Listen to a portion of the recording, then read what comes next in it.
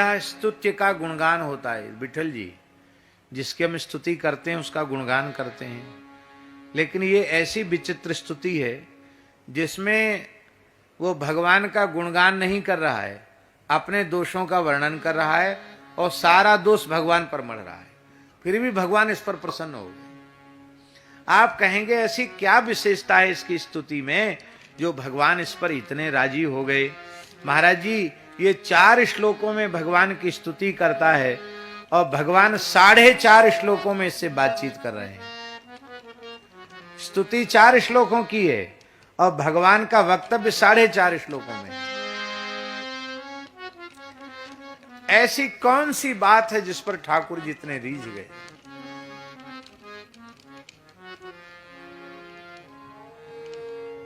न जाने कौन से गुण पर दयानिधि रीझ जाते हैं। कौन सा गुण था ये? काली नाग का सबसे बड़ा गुण है कि उसने भगवान के सामने कोई छल कपट नहीं रखा, अपने आप को खोल कर रख दिया भगवान के सामने।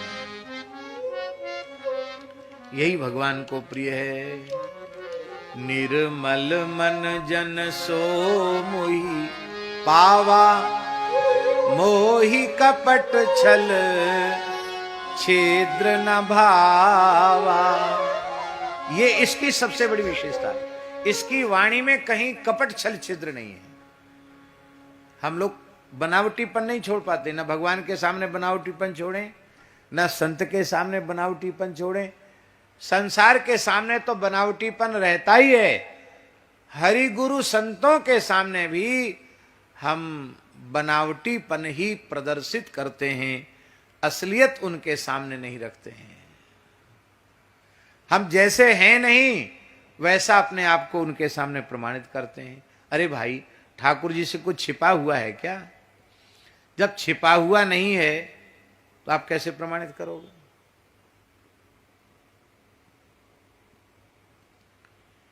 ऊंची कक्षा पर पहुंचे हुए जो जीव होते हैं उनके भी दृष्टि के सामने कुछ भी।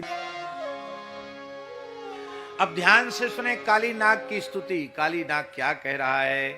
काल्य उवाच वयं खला सहोत्पत्त्या तामसा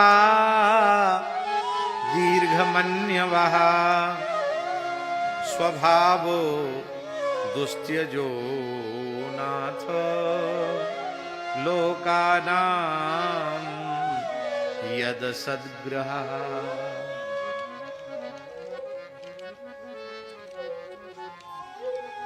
हम लोग हैं तो दुष्ट, ध्यान से सुने, पर बनते हैं सज्जन।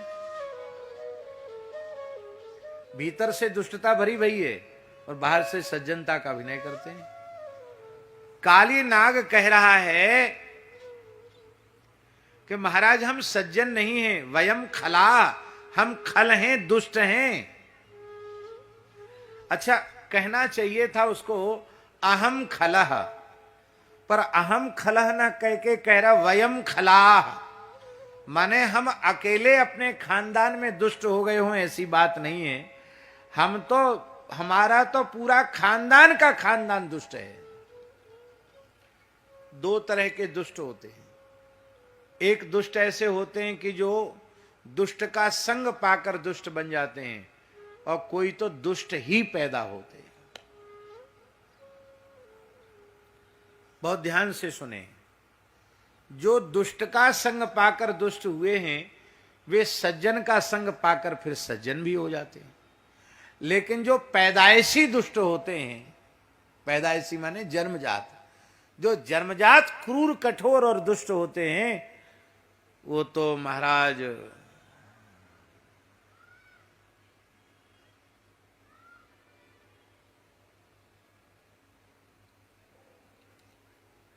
कहीं चले जाएं, उनमें सुधार नहीं होता है।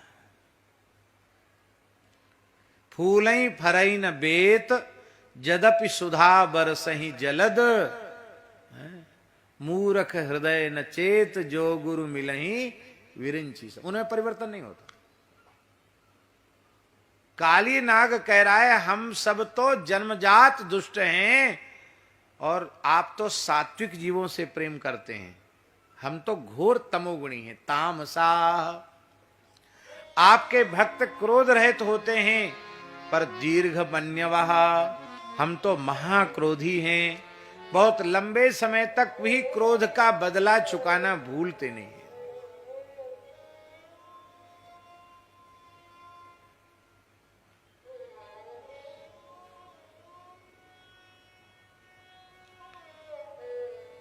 श्री रामानंदाचार्य जी का एक शिष्य हुआ ब्राह्मण, उनके चरित्र में आता है।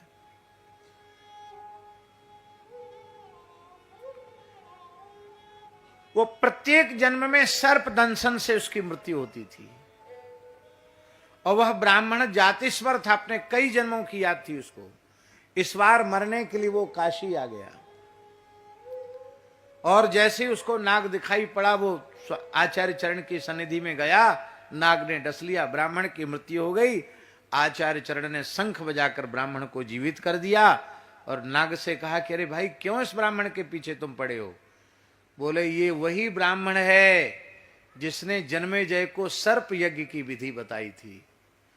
तब से मैंने सौगंध खा रखी है, जहां कहीं भी जाकर पैदा होगा मैं इसे डसूंगा। इसके सैकड़ों जन्म हो गए, मैं इसको डसता चला आ रहा हूं। तब आचार्य चरण ने कहा अब तो मैंने जीवित कर दिया, अब तुम इसे मार नहीं सकते हो। फिर आपने उस नाग को भी दीक्षा देकर के कृतार्थ किया। ऐसा उनके चरित्र में। दीर्घमन्यवः, हम बहुत लंबे समय तक, कई कई जन्मों तक भी वैर का बदला चुकाते रहते हैं। बोले इसमें हमारा कोई दोष नहीं है। क्यों? बोले स्वभावो दुस्त्यजो नाथ, हे नाथ स्वभाव दुस्त्यज होता है। जब सारी सृष्टि आपने बनाई है तो स्वभाव बनाने हम कहां से चले आए? हमारा स्वभाव भी आपका ही दिया हुआ है, मैं क्या करूं? इस स्वभाव के कारण ही जीव दुख भोगता है, आपसे विमुख होता है, संस्कृति के चक्र में पड़ता है। लोकानाम यद सद्गृह, ये संसार चक्र में भटकाने वाला स्वभाव ही है। और महाराज जो स्वभाव को जीत लेते हैं उन्हें संत कहते हैं, और जो स्वभाव को जीत नहीं पाते उन्हीं को दुष्ट कहते हैं। तो हम संत तो है नहीं जो स्वभाव जीत लेते, हम तो उसी दुष्टता के चक्कर में पड़े हुए हैं, हम तो संत हैं नहीं। और भगवान हमें ग्लानि भी नहीं है। क्यों? कि त्वया सृष्टमिदं विश्वम धातर गुण विसर्जनम नाना स्वभाव वीर्योजौ योनि बीजाशयाकृति। ये सारा विश्व आपने इस विश्व का सृजन किया है। नाना नाम रूप भेद वाले, अनेक स्वभाव वाले, पराक्रम वाले, योनि वाले जो जीव हैं, विविध प्रकार के जीव हैं, उनको आपने ही उत्पन्न किया है। उनका अलग अलग प्रकृति, उनका अलग अलग स्वभाव भी आपका बनाया हुआ है। तो जब आपका बनाया हुआ है तो इसमें हम दोषी कहां से हुए?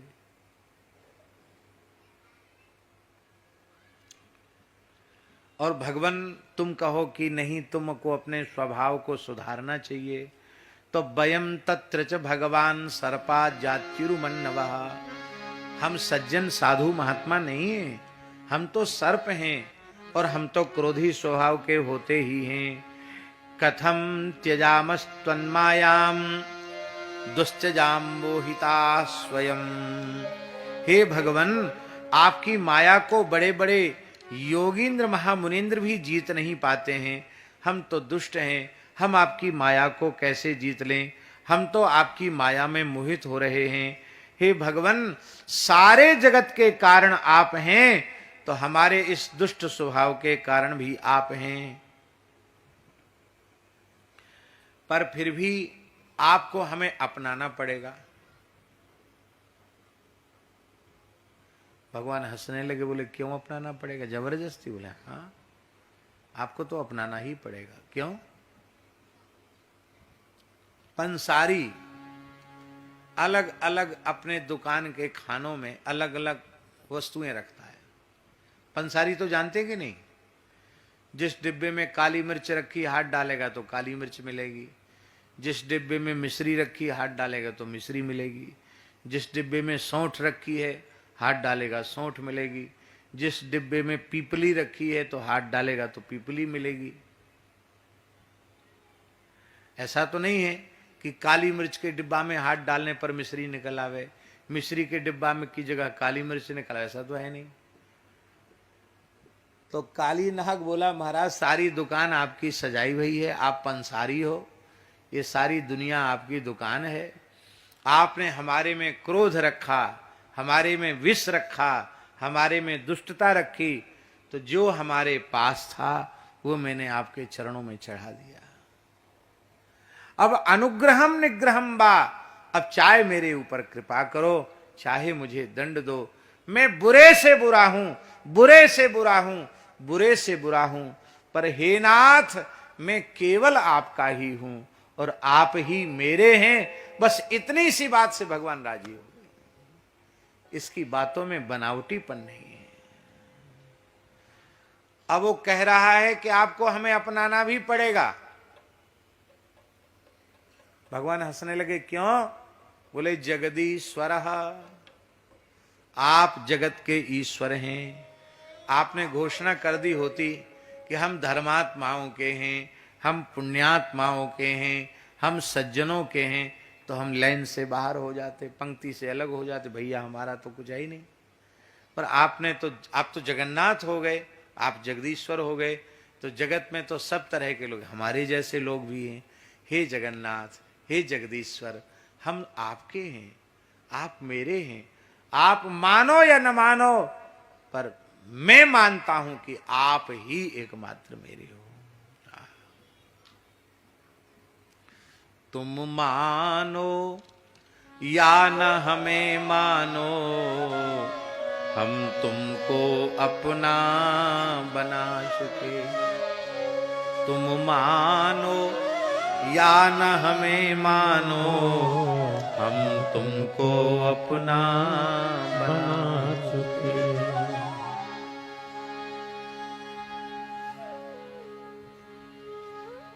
भगवान प्रसन्न हो गए। भगवान ने कहा, कालिय जाओ, तुम समुद्र में चले जाओ, रमणक द्वीप चले जाओ। जो हमारा तुम्हारा स्मरण करेंगे उनको नाग दंशन से भय नहीं रहेगा। जो इस काली हृदय में आकर देवताओं का, पितरों का तर्पण करेंगे, वे संपूर्ण पापों से मुक्त हो जाएंगे। तो काली दह में स्नान की बड़ी महिमा है। काली नाग ने कहा, महाराज आपका वाहन गरुड़ मेरा भक्षण कर जाएगा। तब भगवान ने कहा, नाद्यान मदपाद लांछितम, मदपाद लांछितम न अद्यात। मेरे चरणों के चिन्ह से युक्त होने के कारण अब गरुड़ तेरा भक्षण नहीं करेंगे। गरुड़ तोरे तुझे अपने हृदय से लगाएंगे। गरुड़ जी का एक ध्यान प्रसिद्ध है पुराणों में, जिसमें एक नाग को गरुड़ जी अपनी छाती से लगाए हुए हैं। वो नाग कौन है? वो वही काली नाग है जिसके फणों पर भगवान ने नृत्य किया। अर्थात जो स्वाभाविक शत्रु है गरुड़ जी का, आज वह भी प्रिय हो गया, क्योंकि भगवान के चरण कमल उसके मस्तक पर पड़ गए। इस नाग ने और नाग पत्नियों ने भगवान को दिव्य वस्त्र धारण कराए, मणियों के हार धारण कराए और दिव्य चंदन का लेप किया। कमल की सुंदर माला भगवान को धारण कराई। पूजयित्वा जगन्नाथम प्रसाद्य गरुड़ध्वजम ततः प्रीतोभ्यनुज्ञातः परिक्रम्याभिवंद्यतम। भगवान जगन्नाथ गरुड़ध्वज का पूजन करके, उनकी आज्ञा पा करके, उनकी परिक्रमा करके, और वह अपने इष्ट मित्रों के सहित, परिवार के सहित रमणक द्वीप चला गया। बोलो भक्तवत्सल भगवान की।